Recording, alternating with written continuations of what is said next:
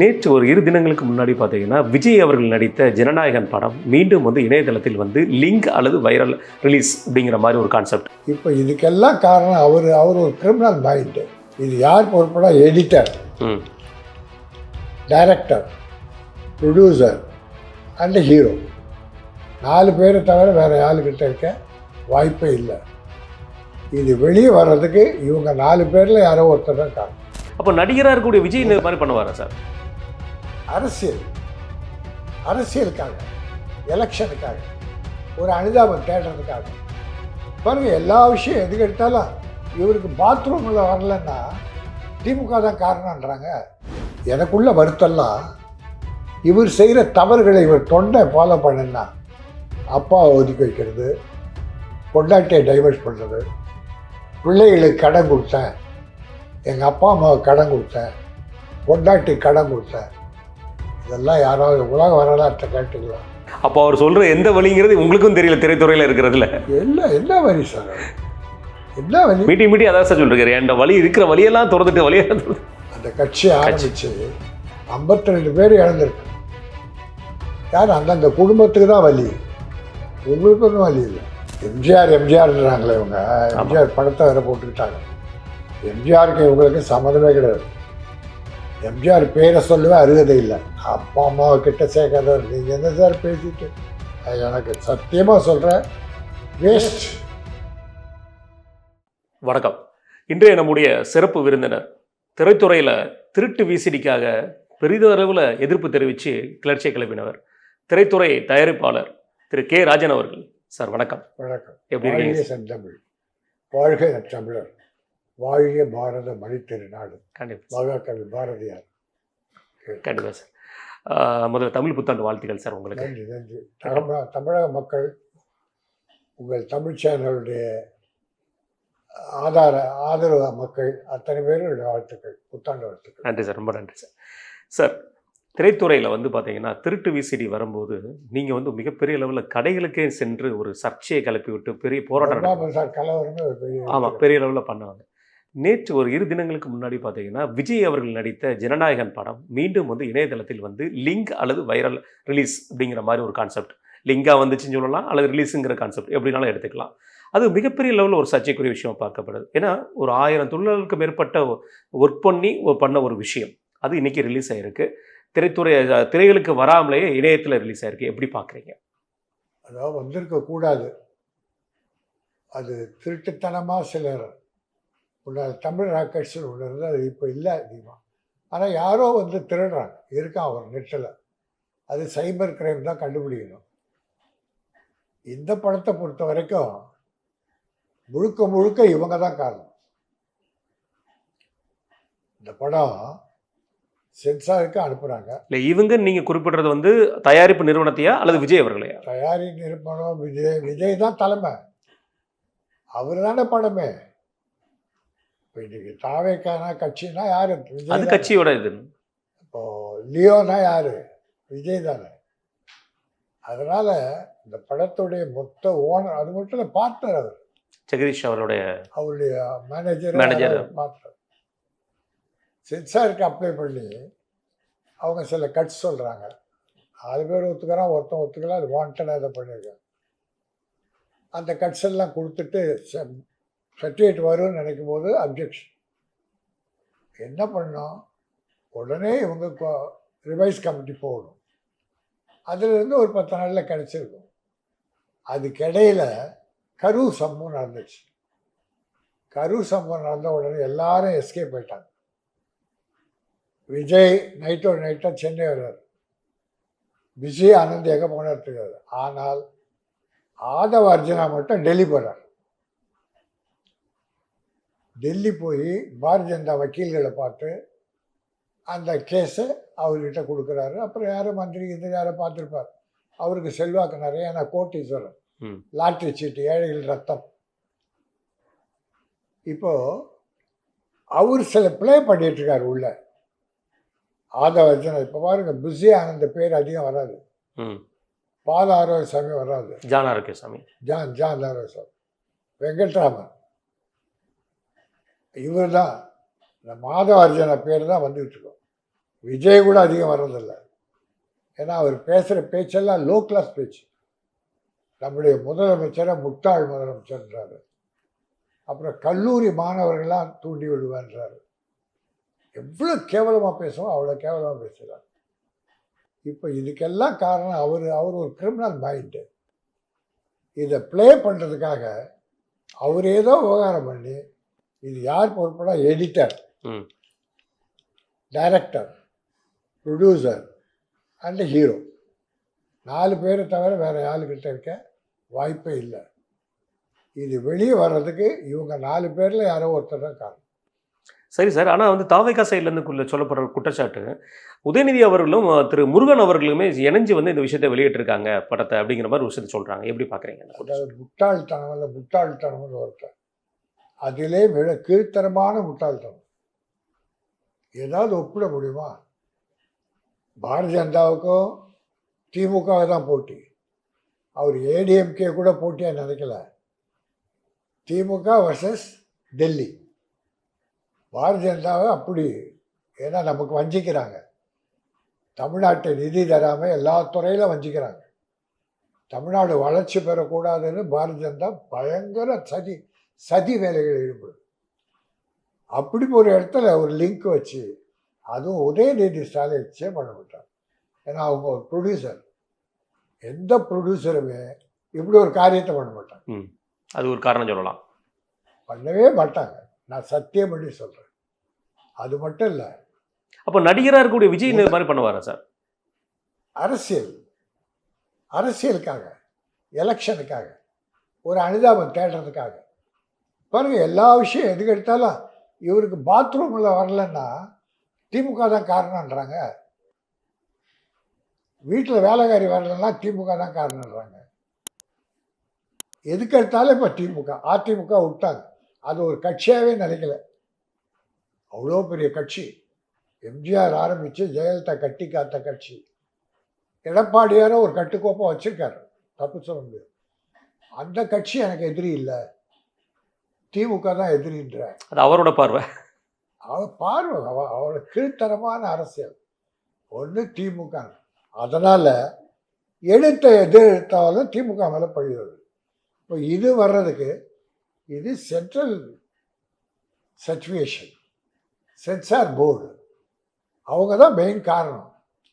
படம் பார்த்தது யார்? Only censor board. அந்த ப்ரொடக்ஷன் டீமை தவிர படம் பார்த்தது சென்சார் போர்டு. அவங்கக்கிட்ட ஒரு காப்பி இருந்தால் அதை ரிட்டர்ன் பண்ணிட்டேன்றாங்க. அது என்ன உள்ள என்ன நடந்ததோ, காப்பி இருந்து ரிட்டர்ன் பண்ணிட்டா அது ஒரு காப்பி எடுக்க முடியும். ஆனால் அந்த படத்தில் வரக்கூடிய விஷயங்கள் லீக் ஆனது நாங்கள் இன்னும் வரைக்கும் பார்க்கல. ஆனால் சொல்லப்படுற குற்றச்சாட்டு, அமீர் அவர்கள் சொன்னப்பட்ட குற்றச்சாட்டு, நேற்று ஆர்கே செல்வமணி அவர்களும் அந்த எடிட்டர் சங்க தலைவர்களும் அவங்க சேர்ந்து ஒரு ப்ரெஸ் மீட் கொடுத்துருந்தாங்க. அதில் சொல்லப்படுற குற்றச்சாட்டு என்னன்னா, அதில் ஒரு வாட்டர் மார்க் இருக்குது. அதாவது 10ஆம் தேதி குறிப்பிட்ட மாதிரி ஒரு வாட்டர் மார்க் அதில் இருக்குது, அந்த படம் அந்த லிங்கில். ஸோ அப்படி ஒரு லிங்க் இருக்கும்போது சென்சார் சைட்லேருந்து இது ரிலீஸ் ஆக வாய்ப்பு இல்லை இல்லையா? வாய்ப்பு இல்லை இல்லையா? அதை தான் சொல்கிறேன். இது எல்லாமே சந்தேகத்துக்குரிய இல்லை. இது வந்து ஒரு குற்றச்சாட்டுங்கிறது இது ஒரு சாதாரண விஷயம் கிடையாது. இது வந்து திரைக்கு வந்து ஒரு படத்தை ரிலீஸ் பண்ணுற தமிழ் ராக்கர்ஸ் மேலே நம்ம அவ்வளோ கோவப்படுறோம் அப்படின்னா, திரைக்கே வராமல், ஏன் சொல்ல போனால் சென்சார் சர்டிஃபிகேட் இன்னும் ரிலீஸ் ஆகிட்டா கொடுத்துட்டாங்களா இல்லையான்னு கூட தெரியாமல் ஒரு படம் ரிலீஸ் ஆகுதுன்னா அந்த குற்றச்சாட்டை ஒரு நியாயமான குற்றச்சாட்டை வைக்கணும் இல்லையா? இப்போ ஒருத்தர் மேலே குற்றச்சாட்டு. இதில் என்னன்னா, அரசியலில் அவர் வந்துட்டதால இவங்க வைக்கிறாங்களே திமுக மேலே குற்றச்சாட்டு எல்லாம் சரியான குற்றச்சாட்டா? இல்லை, அவர் சில நிகழ்வுகளை சொல்லிட்டு குற்றச்சாட்டு சொல்கிறாரு. இப்போ வந்து அண்ணா யூனிவர்சிட்டி நிகழ்வுகளை சொல்கிறாரு, சில நிகழ்வுகளை சொல்லிட்டு விஜய் அவர்கள் குற்றச்சாட்டு சொல்கிறாரு. இப்போ சில இடங்களில் கனிம வளங்கள் திருடப்பட்டுனா அது சில நிகழ்வுகளை வச்சு குற்றச்சாட்டு சொல்கிறார். ஆனால் இந்த விஷயத்தில் திமுக சைட்லேருந்து எந்த குற்றச்சாட்டு சொல்ல. முதல்வர் அவர்கள் கண்டிச்சிருக்காரு, உதயநிதி அவர்கள் கண்டிச்சிருக்காங்க, இது குற்றச்சாட்டை சொல்ல. ஆனால் ஒரு பக்கம் தாவேகா இது வந்து சென்சார் சைட்லேருந்து ரிலீஸ் பண்ணியிருப்பாங்க அப்படின்னு சொல்கிறதும், சில விமர்சகர்கள் வந்து இது சென்சார்லேருந்து வந்திருக்குன்னு சொல்கிறது எப்படி பார்க்குறது? முக்கியமாக பாரதிய ஜனதாவை சொல்கிறாங்க அது சென்சார் போர்டா, ஏன்னா அவங்க பொறுப்பில் இருக்குது. முருகனை ஏன் எடுக்கிறாங்கன்னா அவருடைய இலாக்கா சம்மந்தப்பட்டது. அதனால் அதை வந்து உதயநிதி முருகன் சேர்க்கறது தாங்க தப்பான வேலை. இதில் சார் சென்சாரில் நீங்கள் கொடுக்குற பிரிண்ட் எப்படிப்பட்ட பிரிண்டாக இருக்கும்? பிரிண்டே கிடையாது, அது டிஜிட்டல் இல்லையா? கியூப். அதை எப்படி ரிலீஸ் பண்ண முடியும்? சென்சார் ரிலீஸ் பண்ணணும்னு சொல்றதுக்கு வாய்ப்புகள் இல்லை. நான் சும்மா கற்பனையாக சொல்கிறேன், ஏன்னா நமக்கு தெரியாமல் எதுவும் சொல்லக்கூடாது. இவங்க கியூபில் ஒரு பிரிண்ட் எடுத்துக்கலாம். இவங்க ஒரு ஒரு ஒரு ஒரு காப்பி போகுது இல்லையா, ஆமாம், சிப்புன்னு சொல்லுவாங்க. அதுலேருந்து ஒரு காப்பி எடுத்துக்கலாம், இல்லைன்னு சொல்ல முடியாது. அவங்க ஃபைலுக்கு ஒரு காப்பி வச்சுக்குவாங்க. இது சென்சார் போர்டு. ஆமாம், எல்லா படமும், எந்த படம் இல்லை, எல்லா படமும். அப்படி ஏதாவது வந்திருக்கலாமான்னு பலர் சந்தேகப்படுறாங்க. நான் சந்தேகப்படல. ஏன்னா ஒரு சென்சார் போர்டு அது செய்யாது. நீங்கள் எப்படி தயாரிப்பாளருக்கு ஒரு கேரண்டி கொடுக்குறீங்களோ அது மாதிரி சென்சார் போர்டும் சென்சார் போர்டு செய்யாது. ஏன்னா பண்ணணுன்னா பல குற்றச்சாட்டு வந்திருக்கணும், வரல, அதனால் பண்ணாது. இது ஒரே ஒரு காரணம், அரசியலில் இவர் இருக்கிறதால, எலெக்ஷன் நடக்கிறதால பல அனுதாபம் தேடினார். ஏதோ ஒரு அனுதாபமாக தேடி ஒரு லாபம் சம்பாதிக்கலாமா, ஓட்டு பெறலாமா. இது வந்து திரைத்துறையில் நடக்கிற ஒரு விஷயம் சார். இது வந்து விஜய் அவர்கள் செய்திருக்கலாம், யாரோ செய்திருக்க, யாரோ ஒருத்தர் மேலே குற்றச்சாட்டு இருக்குன்னு சொன்னால், இது பொதுமக்களை வந்து பார்க்கும்போது நீங்கள் சொல்கிற மாதிரி ஒரு அனுதாபமான ஒரு அலையோ, அல்லது வந்து இது தவறுங்க, இது எப்படிங்க பண்ணக்கூடிய விஷயங்கள் தெரிஞ்சு பொதுமக்களுக்கு தெரியப்படுத்த வேண்டிய அவசியம் இருக்குது. ஏன்னா இது விஜய் படங்கிறது மிக முக்கியமான ஒரு படங்கிறத தாண்டி இது ஒரு மிகப்பெரிய கிரைம். இது வரைக்கும் பார்க்காத ஒரு விஜய் படமாக இருக்கட்டும், யார் படமாக இருக்கட்டும், ரிலீஸ் ஆகிறனால மக்களுக்கு எந்த பிரச்சனையும் கிடையாது. ஆனால் இது இணையத்தில் நடந்த மிகப்பெரிய ஒரு கிரைம். இந்த கிரைமுக்கு யாரோ ஒருத்தர் வந்து சப்போர்ட் பண்ணி தான் இது ரிலீஸ் பண்ணியிருக்க முடியும். அந்த யாருங்கிறதா மிகப்பெரிய ஒரு கேள்வியா இருக்கு. சைபர் கிரைம் கிட்ட போயிடுச்சு. ஆமா, இப்போ அவங்க தான் கண்டுபிடிக்கும். கைது செய்திருக்காங்கன்னு சொல்லப்படுறாங்க. யாரு கைது செய்யப்பட்டிருக்குன்னு சொல்றாங்க. 4 பேர் கைது செய்திருக்கு சொல்றாங்க. அது இனிமே தான் தெரியணும். இல்ல உங்க அனுபவத்தில் நீங்க சொல்ற, இப்போ அமீர் அவர்கள் சொல்லியிருந்தார் எடிட்டர் சைட்ல இருந்து ரிலீஸ் வர்றது சான்சஸ் இருக்கும் அப்படிங்கிற ஒரு வார்த்தையை. தம்பி, நான் போராடினேன் இல்லையா, வீசி ஜெயித்து. ஆமா, அப்போ லேப்ல இருந்து பெட்டி பாக்ஸில் பாசிட்டிவ், அதை வந்து அந்த எடிட்டருங்க கொடுத்துருவாங்க. ஓகே, ஒரு சில ஆயிரம் இருக்கிறதுக்கு ஆசைப்பட்டு அதை கொடுத்துருவாங்க. லேபில் இருக்க நைட் வாட்ச்மேனில் அவன் பண்ணுவான். ஓகே, இதெல்லாம் நான் கண்டுபிடிச்சேன் அப்போ. ஆனால் இப்போ வந்து பெட்டியெல்லாம் கிடையாது. பாசிட்டிவ் நெகட்டிவ் உள்ள பாசிட்டிவ் கிடையாது. இப்போ இந்த நெகட்டிவ் கூட கிடையாது, எல்லாம் டிஜிட்டல் சிப்பு தான். சிப்பு அது கம்ப்யூட்டருக்கு வரும், இவங்க எடிட் பண்ணுவாங்க, அது சிப்பில் கரெக்ட் பண்ணி க்யூப் கொடுப்பாங்க. க்யூப் வந்து மூலமாக தான் அங்கே சென்சார் பார்க்கும். ஓகே, ஒரு காப்பி அவங்களுக்கு கொடுக்கணும். சென்சாருக்கு கட்ஸ் கொடுப்பாங்க இல்லையா, ஆமாம் ஆமாம், அந்த கட்ஸ் பண்ணாங்களா இல்லையான்னு தெரியலன்னா அது ஒரு காப்பி கொடுக்கும். அதனால் ஒரு காப்பி அங்கே போகிறதுக்கு நியாயம் இருக்குது. ஆனால் அதுக்காக அவங்க தான் பண்ணோன்னா நம்ம சொல்லலை. எல்லாம் சொல்கிற சந்தேகத்தில் முருகனை எப்படி இருக்கலாம்? முருகனை எழுத்துக்கு இருக்க காரணம் என்ன? அந்த துறையோட அமைச்சர். அதுதான் அந்த சென்சார் போர்டு சம்மந்தப்பட்ட அமைச்சர். அதனால் அவர் பண்ணியிருக்கலாம். அதில் கேலி கூத்து என்னென்னா, உதயநிதியோடு சேர்ந்து பண்ணியிருக்காங்கன்றது மடுவுக்கும் மலைக்கும் உள்ள சம்மந்தம் இல்லாத குற்றச்சாட்டு. உதயநிதி நிச்சயமாக அதை பண்ண மாட்டார். அதுவும் திமுக இது வேலை, இப்போ எலெக்ஷன் வேலை, அவங்க பாட்டு இவர் தான் லீவு.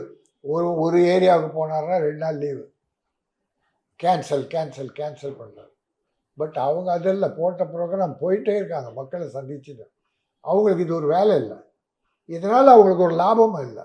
ஒருவேளை சார் நீங்கள் சொல்கிற மாதிரி, அதாவது உங்கள் அனுபவத்தில் இதெல்லாம் இருக்கலாம்னு சொல்லி நீங்கள் ஒரு கெஸ் பண்ணுறீங்க, விஜய் இதற்கு காரணமாகும் அல்ல விஜய் சம்மந்தப்பட்டவர்கள் இதற்கு காரணமாக இருந்தால் விஜய் அவருடைய திரை வாழ்க்கையில் அதுதான் கடைசி நாளாக இருக்க விஜய் கூட அலோவ் பண்ணியிருக்க மாட்டார். விஜய்க்கு தெரிஞ்சிருக்காரு. விஜய்க்கு தெரிஞ்சால் அலோவ் பண்ண மாட்டார். ஏன்னா ப்ரொடியூசர் கஷ்டம் அவருக்கு தெரியும்.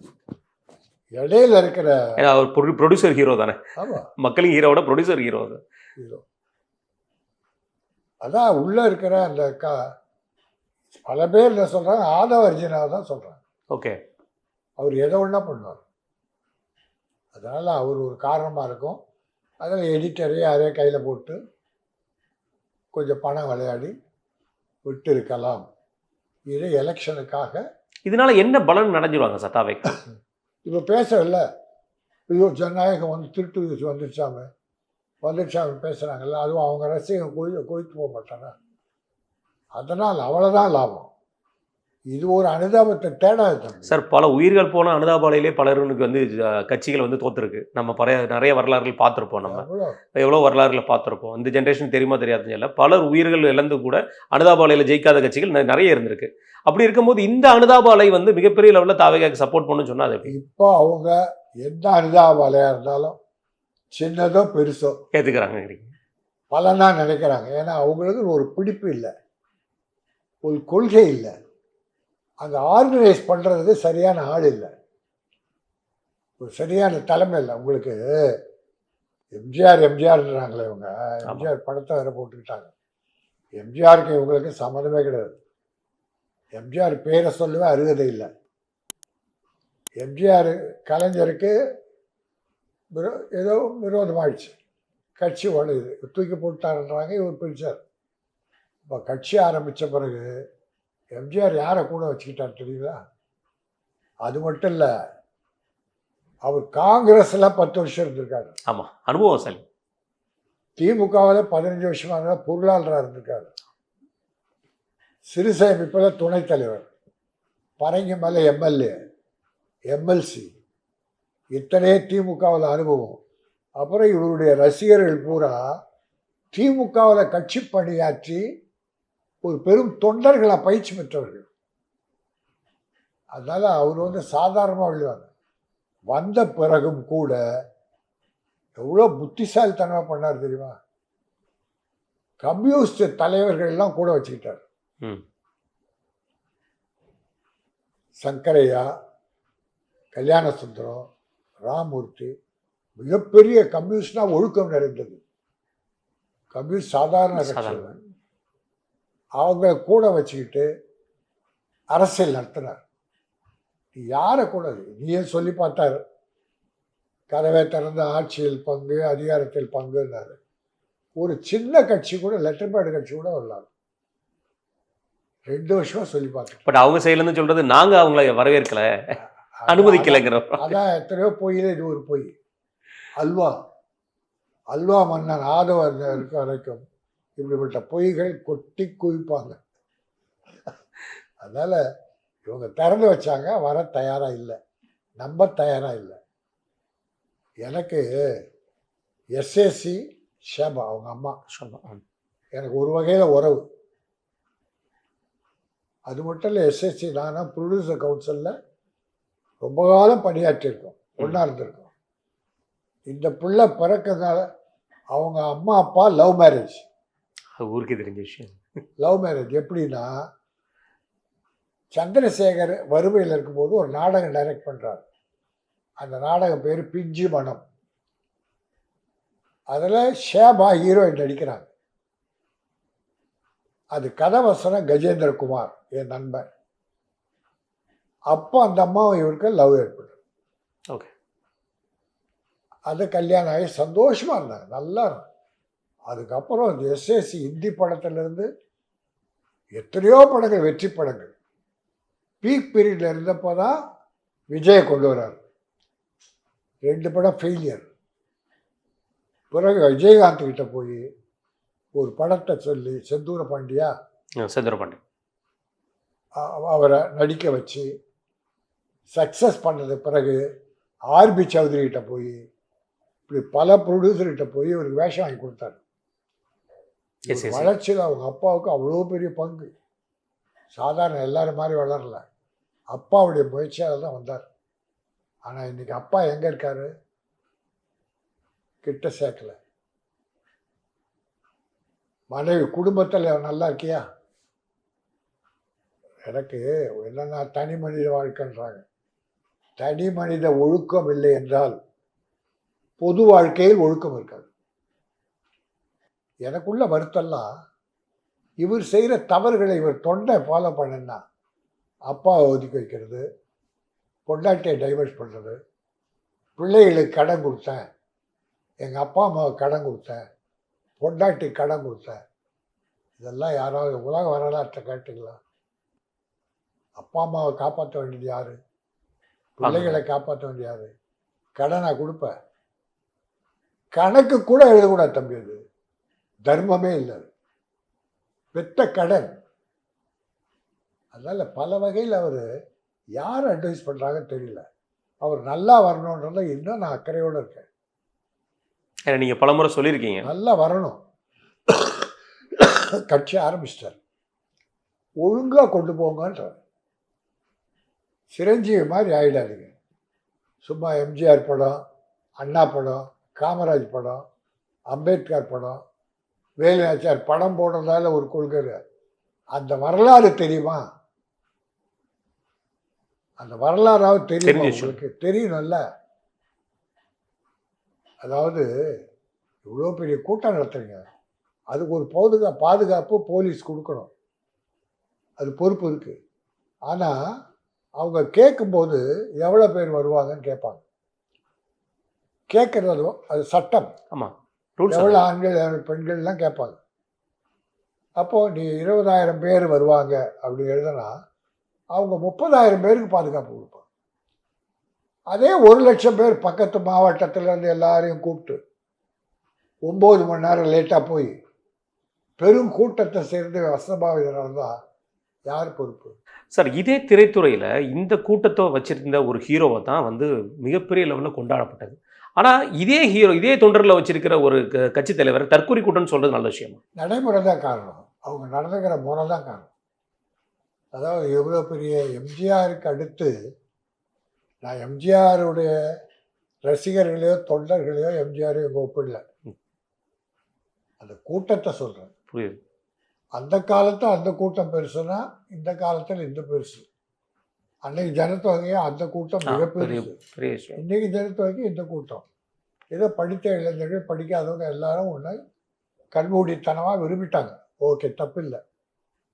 ஆனால் அதை வழி நடத்துகிற முறை, 1000 ரூபா டிக்கெட்டு 1500 டிக்கெட்டு விற்ற. ஏன் விற்ற? நாங்கள் விற்கல, தேட்டருக்கார டிஸ்ட்ரிபியூட்டர் விற்றாங்க. அவங்க ஏன் விற்றாங்க?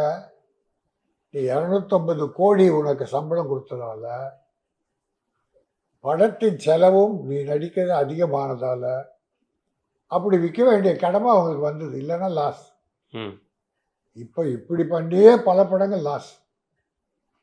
அதனால் ஒரு தொண்டர்கள் நீங்கள் நடந்துக்கிற முறையை பார்த்து, சார் நீ ஒரு தலைவர் தானே, முன்ன நடிகர் இப்போ தலைவர், ஒருத்தன் டிரான்ஸ்ஃபார்மர் ஏறுறான், மரத்து மேலே ஏறுறான், பஸ்ஸில் ஏறுறான், நீ கட்டளையிட்டு ஏறக்கூடாது அப்படின்னா ஏறக்கூடாதா இல்லையா? அது தலைவராக இருந்தால் ஏற்றுக்கிட்டா இருப்பான். சார், அப்படி பார்த்தா தொல் திருமாவர்கள் வந்து தொடர்ந்து சொல்லப்பட்டு வருது, எப்போ என்கிட்ட வராதிங்கப்பா, நெருக்கி வராதிங்கப்பா. பட் நேற்று கூட பார்த்தீங்கன்னா 2 தினங்கள் அவர் போகிற பிரச்சாரம் போகிற எல்லா இடங்களுமே அவர் வண்டி மேலே, வாகனத்து மேலே ஏறி நிற்கிறாங்க. அது வந்து ஒரு தலைவரை பார்க்கக்கூடிய ஆர்வத்தில் ஏறி நிற்கிறாங்க. இப்போ நீங்கள் குறிப்பாக சொல்ல போனால் இன்றைக்கு கூட பார்த்தீங்கன்னா நேற்று நடந்த ஒரு விஷயத்தில் அவர் கையில் வச்சிருந்த விளம்பர அட்டையை வச்சு அவர் தொண்டரை அடிச்சிருக்காரு. அதாவது ஒருத்தர் ஆர்வம் மிகுதியாக நம்ம பார்க்குற ஒரு விஷயம் பார்க்குறோம். இவங்க இன்னைக்கு கூட திருப்பூர் போகிறாரு, அவங்க தலைமையிலேருந்து கொடுக்கப்பட்ட அறிக்கையை அவங்க மதிக்கிறது இல்லையா, அதை ஃபாலோ பண்ணுறது இல்லையாங்கிறது நமக்கு தெரியல. ஆனால் அவர் ஒரு முறை சொல்கிறார் இல்லையா, அந்த கூட்டம் மதிக்காது, அது முறையாக வளர்க்கப்பட்ட கூட்டம் கிடையாது. நான் 2 வருஷமாக பேட்டியில் ஒரு கட்சி ஆரம்பித்த காலத்துலேருந்து எல்லா மீடியாவிலும் சொல்லியிருக்கேன், உங்கள் தொண்டர்களுக்கு ஒரு பயிற்சி முகாம் நடத்துங்க. அரசியல் எப்படி பண்ணணும், டிசிப்ளின் என்ன, கட்டுப்பாடு என்ன, ஓட்டு போடுறது எப்படி, மக்களை எப்படி ஈர்க்கணும் என்ற பயிற்சி முகாம். டாக்டர் ராமதாஸ் தைலாபுரத்தில் பயிற்சி பட்டறை, கம்யூனிஸ்டுக்காரங்க பயிற்சி நடத்துவாங்க, திருமாவளவன் வகுப்பு நடத்துவார். சிலர் மீறி பண்ணுற ஆர்வத்தில் அதெல்லாம் கொஞ்சம் சார் உள்ள இது மொத்தமே பண்ணுது உங்களுக்கு. புரியுது சார். இப்போ நம்ம இந்த சப்ஜெக்டில் வரும்போது சார், இப்போ அமீர் அவர்கள் சொல்கிற குற்றச்சாட்டு, எடிட்டர் மேலே ஒரு குற்றச்சாட்டு வச்சிருக்கிறார். நீங்கள் திரைத்துறையில் இருந்திருக்கிறீங்க, ஒரு எடிட்டர் சைட்லேருந்து வர்றதுக்கு நீங்களும் வாய்ப்புகள் இருக்குன்னு சொல்லியிருந்தீங்க. ஆனால் அந்த எடிட்டர் யூனியன் சங்கத்திலேருந்து நேற்று பேசும்போது அவர் சங்க தலைவர் சொல்லும்போது, அவர் இப்போ தான் புதுசாக கல்யாணம் 6 வருஷத்துக்கு முன்னாடி கல்யாணம், இப்போ தான் குழந்தை உண்டாயிருக்காரு, அவர் என்றைக்குமே பண்ண மாட்டார், வாட்டர் மார்க் போட்டு அனுப்பின விஷயம் சொல்லி அவர் ஒரு விளக்கம் கொடுத்துருக்காரு. ஒரு எடிட்டர் மீது வந்து எந்த ஒரு ஆதாரம் இல்லாமல் ஒரு குற்றச்சாட்டு அமீர் அவர்கள் வைக்கிறது எப்படி பார்க்குறீங்க? எடிட்டர் மேலே நான் குற்றச்சாட்டு நீங்க வைக்கல, அதில் அமீர் அவர்களுடைய குற்றச்சாட்டு எப்படி பார்க்குறீங்க? யாரு? அமீர் அவர்கள் வைத்திருந்த குற்றச்சாட்டு. ஏன்னா ஒரு லைனை போயிட்டு இருந்தாங்க, அவர் அதை டேர்ன் பண்ணி விட்டு எடிட்டர் அப்படிங்கிற விஷயத்தை கொண்டு போய் போகிறதுக்கு வழி எப்படி, வெளியே வர்றதுக்கு, அது நெட்டில் கசிகிறதுக்கு எப்படி, என்ன காரணம், இவங்க காரணம் சொல்கிறாங்க. அதில் எடிட்டர் ஃபர்ஸ்ட், எல்லாமே எடிட்டர்கிட்ட தான் இருக்கு மொத்தமும். ஆமாம், இன்றைக்கி ஷூட் பண்ணால் அப்படியே எடிட்டர் பேரும், அதை எடிட் பண்ணி ஜாயின் பண்ணி கரெக்டாக வச்சுட்டு சேர்த்து வச்சு கடைசியில் எடிட் பண்ணி இந்த படம்னு கொடுப்பார். அப்போ மொத்தமும் டைரக்டருக்கும் எடிட்டருக்கும் தான் தெரியும். ப்ரொடியூசர் கூட கதையில் என்ன இருக்குன்னு தெரியாது. கதாநாயகன் அவர் பார்ட்டு தான் தெரியும். அதனால மொத்த பொறுப்பும் யாருன்னா ப்ரொடியூசர் கூட சொல்ல மாட்டாங்க. அதனால எடிட்டர் பொறுப்பாக இருந்தாலும் இருக்கலாமோ, அவர் நல்லவராக இருக்கும், நம்ம அவர் மேலே குறை சொல்ல. இப்போ சார் நம்ம இப்போ யார் மேலேயும் குறை சொல்ல, யாரோ ஒருத்தர் பண்ணியிருக்காங்க பண்ண தவறு. அது யார்? சென்சார் போர்டு அரசியல் காரணத்துக்காக வந்ததா, எடிட்டர் சைடு வந்ததா, இல்லை விஜயே ஆதவர்னா போல ஆட்கள் மூலமாக இதை விட்டால் எவ்வளோ லாபம் நமக்கு இருக்குது, அனுதாபம் இருக்குது, எவ்வளோ ஓட்டு பெருசாகிடும் என்ற பொய்யான காரணத்தை சொல்லி விட்டாங்களா? இதெல்லாம் சந்தேகங்கள். எது உண்மைன்னு நமக்கு தெரியாது.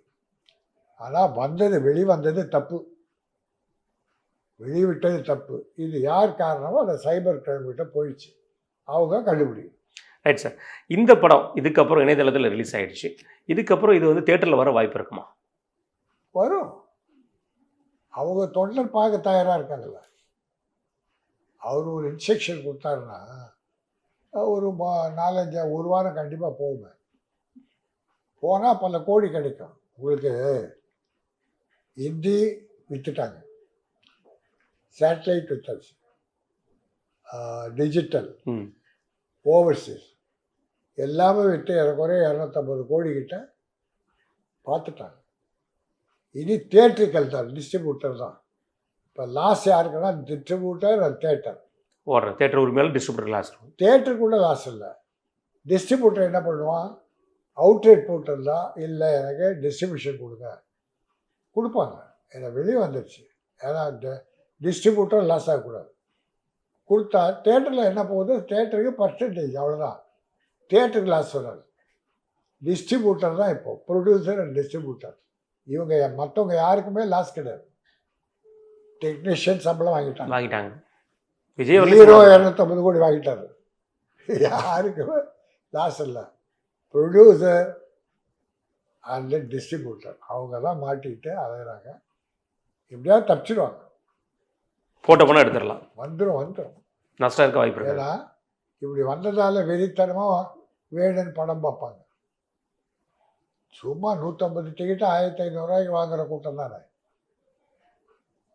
இன்னைக்கு விஜய்க்கு மொத்தம் 7000 கோடி சொத்துன்னு சொல்கிறாங்க.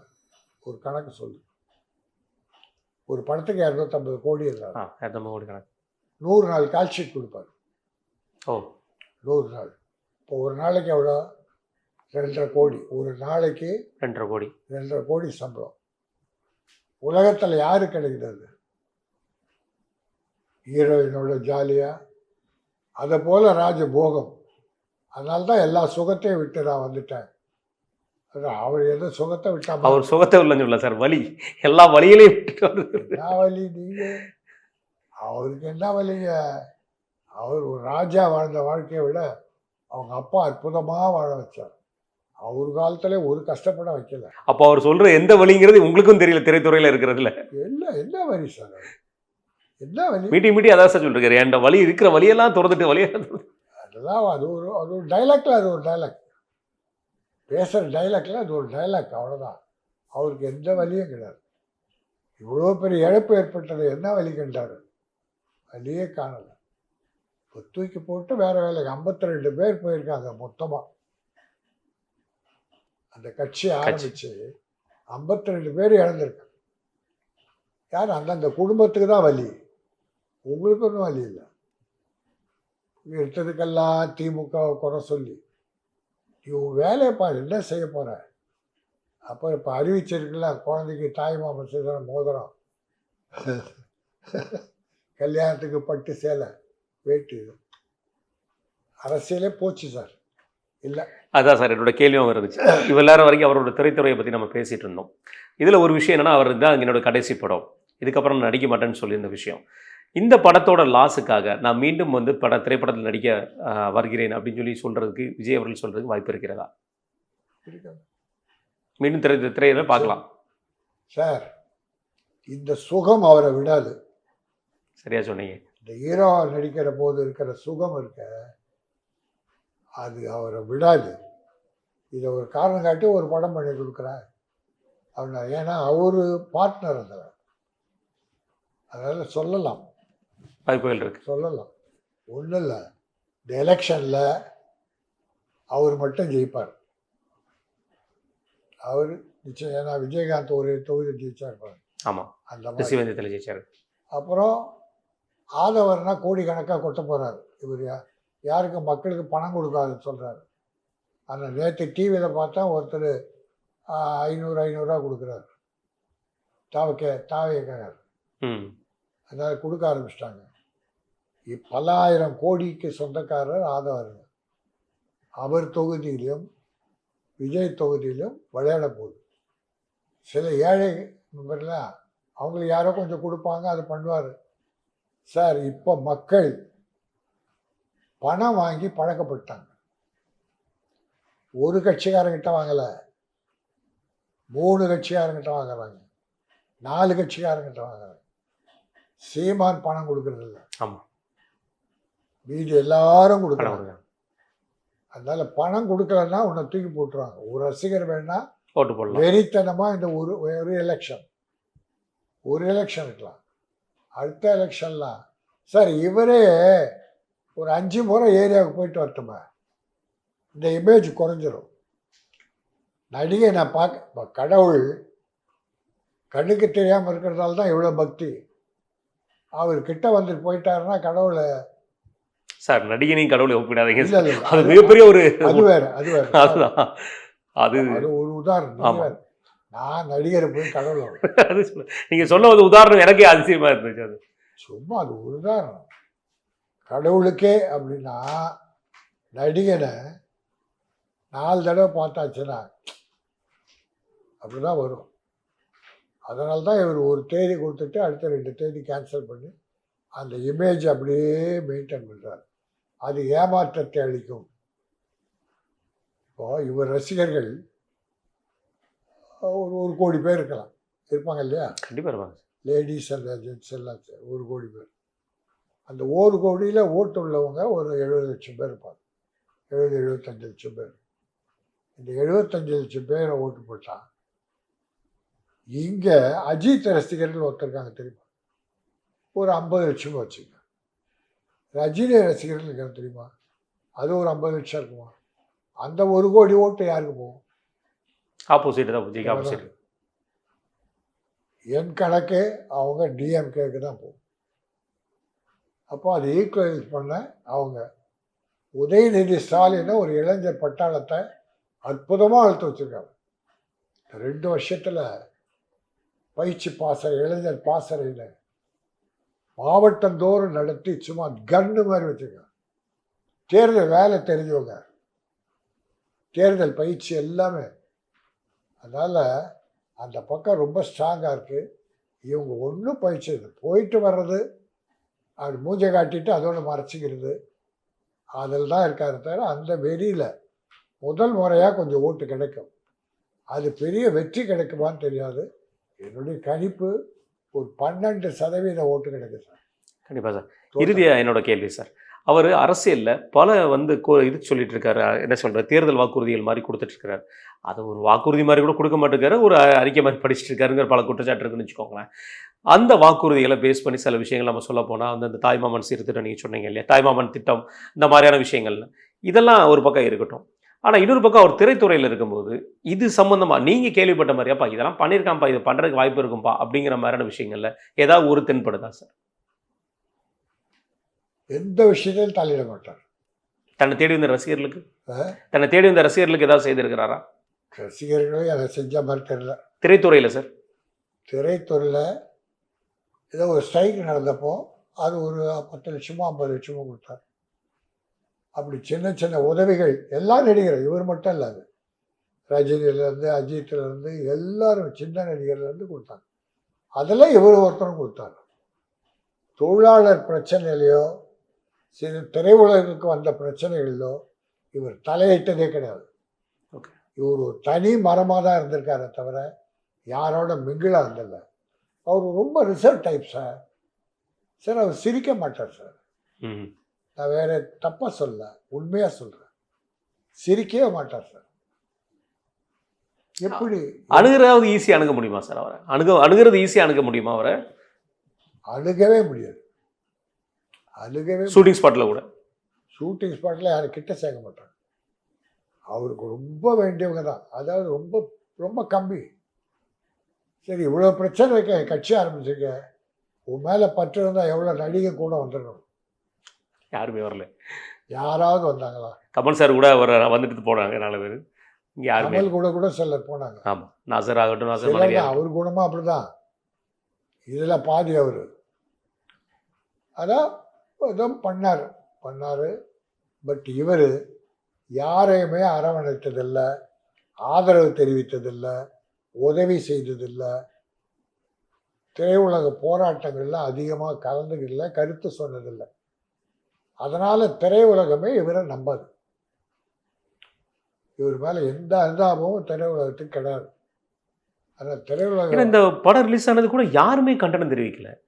கொடுக்க மாட்டாங்க சார். என்ன சார், நான் அதாவது உங்களுக்கு செஞ்சால் தான் நாளைக்கு நீங்கள் எனக்கு ஒரு நான் ஒன்றுமே செய்யலை, உங்களை சட்டம் பண்ணலன்னா நீங்கள் எதுக்கு எனக்கு வரணும்?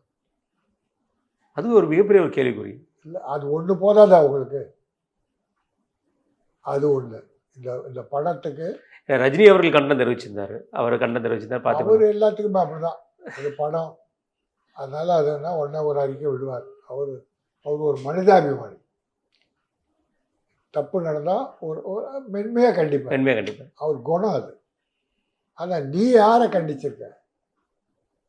சொல்லவே மாட்டார் சார். அப்பா அம்மாவை கிட்ட சேர்க்காதவர் நீங்கள் என்ன சார் பேசிட்டு? எனக்கு சத்தியமாக சொல்கிறேன், வேஸ்ட். அவரை பற்றி பேசுகிறது வேஸ்ட். எலெக்ஷனுக்கு அப்புறம் அவருடைய நிலை என்ன? அவர் தன்னை திருத்தி மக்களோடு ஒன்று சேர்ந்து வளர்ந்து இணக்கமாக இருந்தார்னா கொஞ்சம் வளர்ச்சி. கண்டிப்பாக சார். மிக்க நன்றி சார். பாரதிய ஜனதா அவரை எப்படி கவுக்கலாம்? அவர் கூட சேரலைன்னா, பாரதிய ஜனதா கூட சேரலைன்னா அவர் மேலே பல வழக்குகள் போடுவாங்க. அதை அவர் சமாளிக்கணும். ஜெயிலுக்கு கூட போக வேண்டியிருக்கும், அவரால் முடியாது. அரசியலுக்காக சொல்ல. புரியுது சார். பார்ப்போம் சார். எலெக்ஷன் ரிசல்ட் 4ஆம் தேதி வருது. அதுக்கப்புறமா நம்ம உட்காந்து பேசலாம் சார். மிக்க நன்றி சார். உங்கள் நேரத்தையும் கருத்தை. நன்றி. வாழ்க தமிழ்.